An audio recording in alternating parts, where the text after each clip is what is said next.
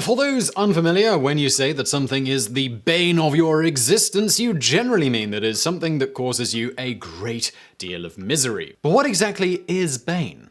It's the dude from Batman, right?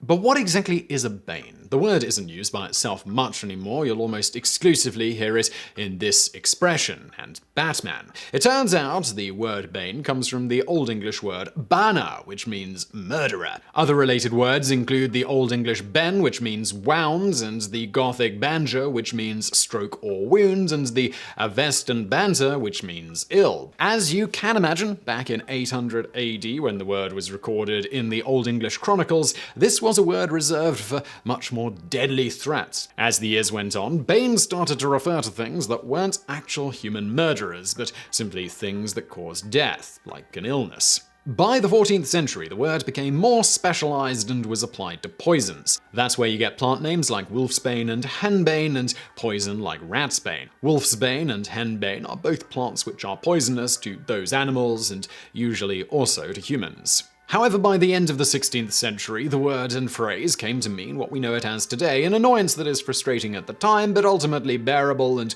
won't end up killing you. The earliest recorded use of the phrase was in 1592 in 4 letters and certain sonnets by Gabriel Harvey.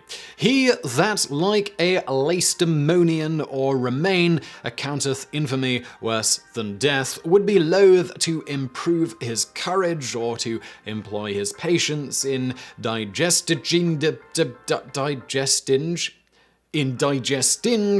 pestilent bane of his life.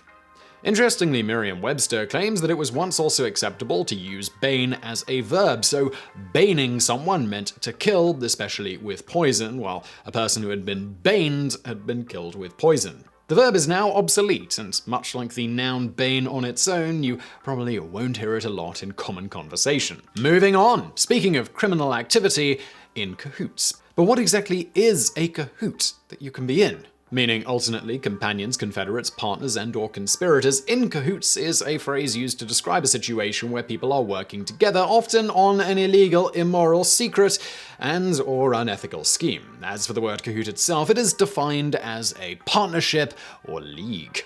As with many etymologies, it's impossible to determine with 100% accuracy the exact origin, but that has never stopped etymologists before. The leading theory in this case was first floated in 1848 by John Russell Bartlett in his Dictionary of Americanisms. Cahoot, probably from cohort, Spanish and French, defined in the Old French and English Dictionary of Hollyband 1593 as a company, a band. It is used at the south and west to denote a company or union of men for a predatory excursion, and sometimes for partnership in business. The earliest citation to in cahoot, and at this time it was singular, was seen in 1827 in the Augusta, Georgia Chronicle in a fictional tale about a backwoods would-be politician who was rallying support by decrying the government of then-President John Quincy Adams with, "I'll just mention I hate the present administration as I do the polecat. General government and the administration are going in cahoot to undermine us." Other early citations to the word also characterize it as a provincialism and one to be avoided, such as in Samuel Kirkham's English Grammar and Familial Lectures from 1829, where he notes that one should replace in cahoot with me to in partnership with me. It's like the OG grammar Nazi. Not everyone has been convinced of the cohort origin, however, and in 1888 in the New English Dictionary, now known as the Venerable Oxford English Dictionary, the editors found a different source word, the French cahoute. Gonna check the pronunciation on that. I did not get good grades at French at school. Cahoute. Cahoute. Sounds Italian. The editors found a different source word, the French Cahoot. Cahoot originally meant cabin or hut, and it had been adopted into Scottish dialectical English in the 16th century, with a rather similar pronunciation as that of cahoot. Moreover, the meaning of the Scottish cahoot encompassed both the cabin on a ship as well as the people who would meet and plan together in it, later known as a cabinet. Accordingly, the editors of the so that's where the cabinet comes from. Huh. Like cabinet ministers. That's cool. Accordingly, the editors of the OED became convinced that the origin of Cahoot traced its lineage through Scotland and its adaptation of Cahoot in the 1500s. The primary problem with this hypothesis is that there is approximately a 2.5 century gap between the last known instance of the Scottish term and the first of the similar American version. Whatever the case, Cahoots instead of Cahoot first popped up around the mid-19th century, with the earliest known reference appearing in the 1862 Dictionary of American English. Mr. wished me to go in cahoots in a store. And speaking of English, red herring. Meaning a distraction or false trail, the expression red herring has been relatively commonly used for the last 2 centuries, and its origins do in fact begin with a rust-colored fish. However, until quite recently, the accepted origins of... Oh my god, I am just realizing now, call me really dumb for this one, but a herring is a fish. I always thought it was like red heron, which is a bird. Oh, moving on.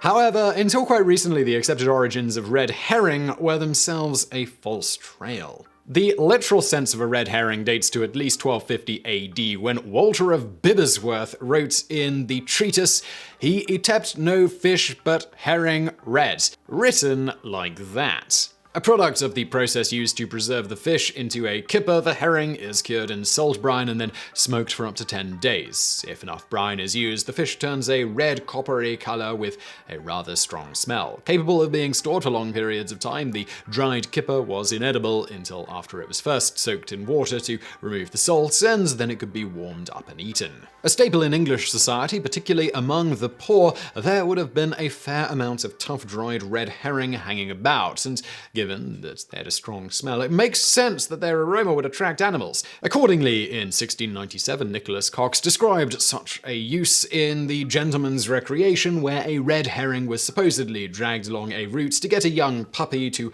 learn to follow a trail.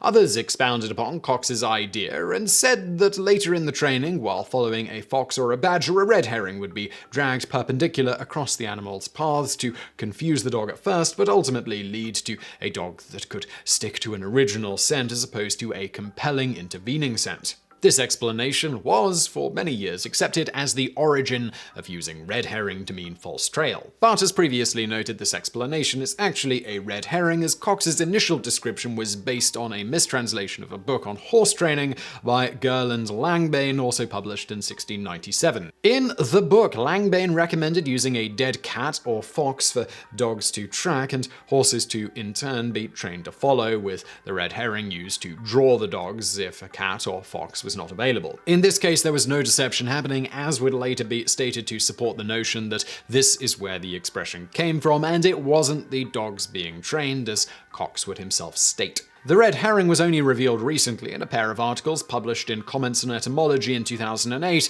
along with what is now the accepted actual origin of our use of the phrase red herring for meaning something misleading. In the early part of the 19th century, journalist and rabble-rouser William Cobbett used his publication, Weekly Political Register, to decry the English political establishment. In one story, written on February the 14th, 1807, while illustrating the gullibility of his fellow members of the press, Cobbett described the following use of a red herring, ostensibly from his childhood, though thought to be a fictional account. "When I was a boy, we used, in order to draw oft the harriers from the trail of a hare that we had set down as our own private property, get to her haunt early in the morning and drag a red herring tied to a string 4 or 5 miles over hedges and ditches, across fields and through coppices, till we got to a point whence we were pretty sure the hunters would not return to the spot where they had thrown off." And though I would by no means be understood as comparing the editors and proprietors of the London Daily Press to animals so sagacious and so faithful as hounds, I cannot help thinking that, in the case to which we are referring, they must have been misled at first by some political deceiver. However, while Cobbett seems to have popularized the figurative sense of a red herring being a false trail, and